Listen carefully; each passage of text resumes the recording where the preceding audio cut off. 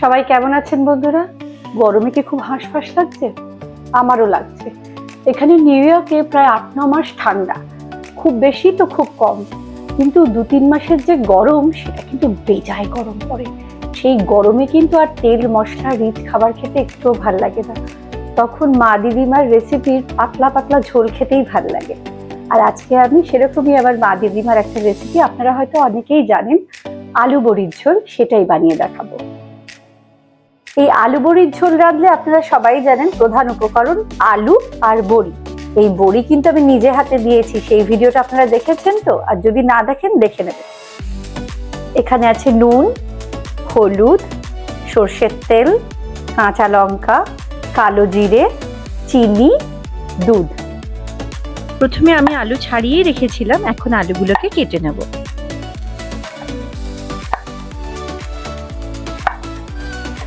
আমার এই রান্নার শুরুর ধাপ কিন্তু বড়ি ভাজা। প্রথমেই বড়িগুলোকে আমরা ছাকা তেলে ভেজে নেব, তাহলে বড়ি বেশি তেল টানবে না, কিন্তু অল্প তেলে ভাজতে গেলে বড়ি খুব তেল টানে।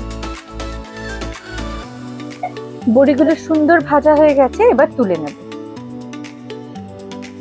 এবার আমি একটা কড়াই নিয়ে কড়াই গরম করে তার মধ্যে অল্প সর্ষের তেল দিয়ে দেবো। তেল গরম হয়ে গেছে, এবার আমি ফোড়ন হিসেবে কাঁচা লঙ্কা চিড়ে আর কালো জিরে দিয়ে দেবো। ফোড়নটা একটু নাড়াচাড়া করে আমি আলুগুলো দিয়ে দেবো।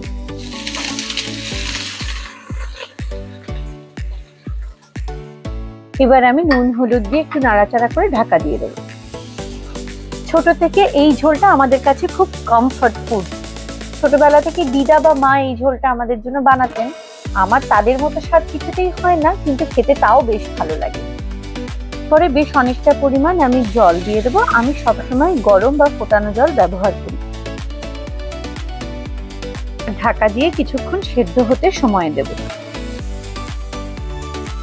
আমি দেখে নেব আলুটা সেদ্ধ হয়েছে কিনা। আমি একটা ছুরি দিয়ে চেক করছি। আলু বেশ নরম হয়ে এসছে। এইবারে আমি আরেকটু নুন আর চিনি দিয়ে দেব।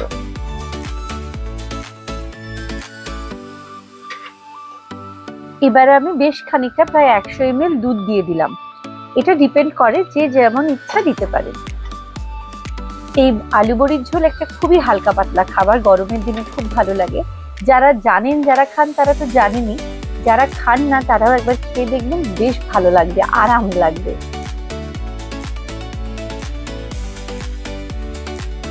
এবার আমি ভাজা বড়িগুলো উপর থেকে দিয়ে দিচ্ছি। যেহেতু আমার বড়ি খুব মুচমুচে, তাই সেদ্ধ করলে ভেঙে যেতে পারে, তাই আমি বেশিক্ষণ ফোটাবো না। রান্না কিন্তু প্রায় হয়ে এসছে। আমি এবার উপর থেকে কাঁচা সর্ষের তেল ছড়িয়ে দিচ্ছি আর দুটো লঙ্কা চিড়ে, তাতে সুগন্ধ হবে। পরিবেশনের জন্য তৈরি আমার আলু বড়ির ঝোল। আমি আমার যে সকল পরিচিত বন্ধু বান্ধবদের এই পাতলা ঝোল খাইয়েছি, পাতলা হলেও তারা কিন্তু খুব খুশি হয়ে খেয়েছেন।